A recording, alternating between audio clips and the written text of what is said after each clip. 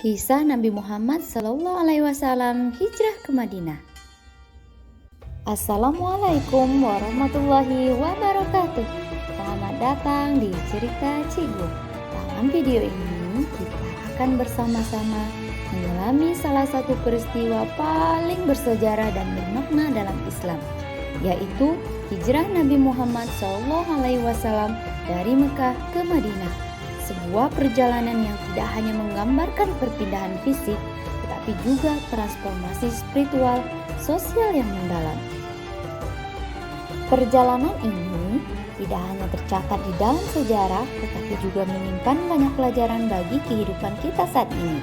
Hijrah Nabi Muhammad SAW bukan sekedar perpindahan dari satu tempat ke tempat lain, tetapi juga simbol perjuangan, keberanian, dan keteguhan iman. Sebelum hijrah, Mekah adalah kota yang makmur, pusat perdagangan yang ramai dengan kafilah yang datang dari berbagai penjuru. Namun, di balik kesibukan dan kekayaan tersebut, tersembunyi ketidakadilan dan penindasan terhadap umat Islam. Pengikut Nabi Muhammad seringkali menjadi sasaran penyiksaan dan penganiayaan karena mempertahankan keyakinan mereka. Mereka dipaksa untuk hidup dalam ketakutan, kesulitan, menghadapi tekanan dari para pemimpin Quraisy yang merasa terancam oleh pesan Islam yang membawa perubahan. Setelah bertahun-tahun menghadapi rintangan, turunlah wahyu dari Allah kepada Nabi Muhammad SAW untuk melakukan perjalanan hijrah. Nabi Muhammad SAW menceritakan kepada Abu Bakar bahwa beliau baru saja menerima perintah dari Allah untuk melakukan hijrah. Nabi Muhammad SAW menceritakan kepada Abu Bakar bahwa beliau baru saja menerima perintah dari Allah untuk melakukan hijrah. Beliau pun mengumpulkan semua sahabatnya.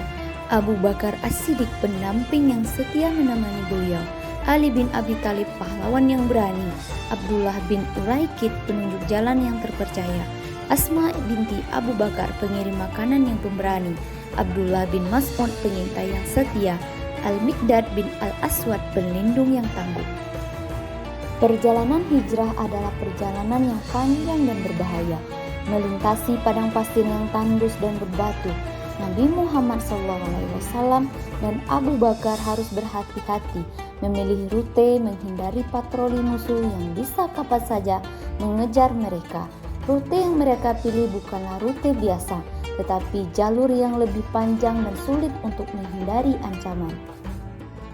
Di tengah malam yang sunyi, ketika sebagian besar penduduk Mekah terlelap dalam tidur mereka, Rasulullah dan sahabat setianya Abu Bakar As-Siddiq bersiap untuk memulai perjalanan yang penuh dengan tantangan. Malam itu bukanlah malam biasa, itu adalah malam yang akan mengubah jalannya sejarah Islam. Dalam keheningan malam, Rasulullah mempersiapkan diri dengan tenang. Beliau tahu bahwa para pemuda Quraisy telah bersekongkol untuk membunuhnya sebelum fajar menyingsing. Namun, keteguhan iman dan kepercayaan kepada perlindungan Allah membuat beliau tidak gentar. Dengan penuh ketenangan, Rasulullah melangkah menuju pintu rumahnya. Beliau sadar bahwa di luar sana para pemimpin Quraisy telah berencana untuk menghabisi nyawanya. Namun beliau tidak gentar. Keyakinan kepada perlindungan Allah lebih kuat daripada ancaman yang mengintai.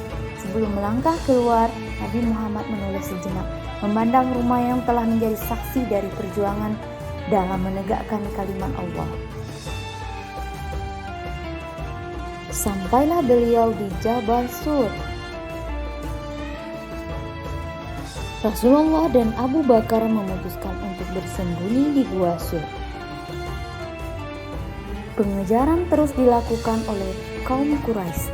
Di mulut gua, para pengejar berhenti.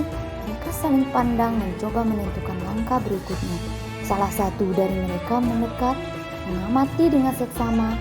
Mereka melihat jaring laba-laba yang tipis yang seakan-akan tidak mungkin bisa terbentuk jika ada seseorang yang baru saja masuk.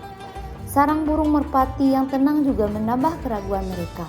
Logika mereka mengatakan bahwa mustahil seorang bisa masuk ke dalam gua tanpa merusak jaring tersebut. Hati mereka mulai goyah dan kepercayaan mereka pada keberhasilan misi ini mulai memudar.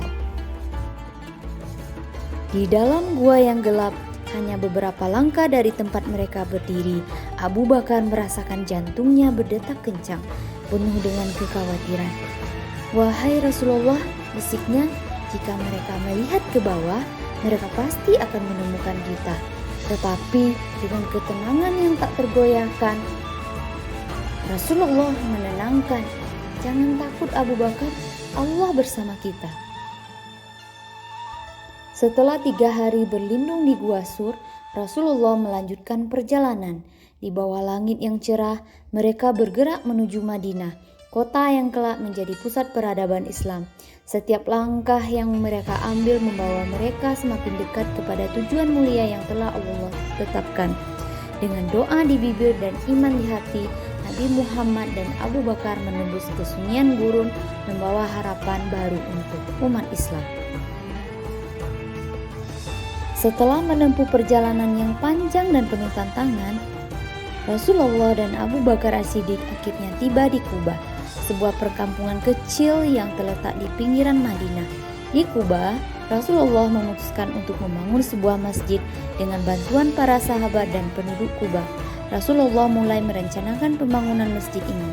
Masjid Quba akan menjadi masjid pertama yang dibangun dalam sejarah Islam. Akhirnya beliau tiba di Madinah di hari Jumat 12 Rabiul Awal 1 Hijriah. Kota yang kelak akan menjadi pusat peradaban Islam. Penduduk Madinah yang telah lama menanti menyambut kedatangan beliau dengan penuh sukacita dan rasa syukur. Mereka keluar dari rumah-rumah mereka, berdiri di sepanjang jalan, memadati setiap sudut kota dengan wajah-wajah yang penuh harapan. Itulah tadi kisah perjalanan hijrah Rasulullah. Apa pelajaran yang dapat kita ambil? Dakwah membutuhkan keadaan yang mendukung. Pelaksanaan hijrah ke Madinah menunjukkan bahwa kesuksesan suatu dakwah membutuhkan keadaan yang mendukung. 2. Keberhasilan dicapai dengan perjuangan yang panjang. 3. Menentukan kekuatan umat muslim. 4. Hijrah menandakan Islam sebagai agama yang paling benar di sisi Allah yang mengajarkan kedamaian dan tidak menyukai permusuhan. Jadi ingat ya, perjuangan Rasulullah sangat berat. Sebagai siswa harus mencontoh semangat, ketekunan, kedisiplinan dan sifat baik dari Rasulullah, serta jangan suka berkelahi dan membuli, karena Rasulullah tidak menyukai orang yang suka menyakiti orang lain. Terima kasih. Dadah.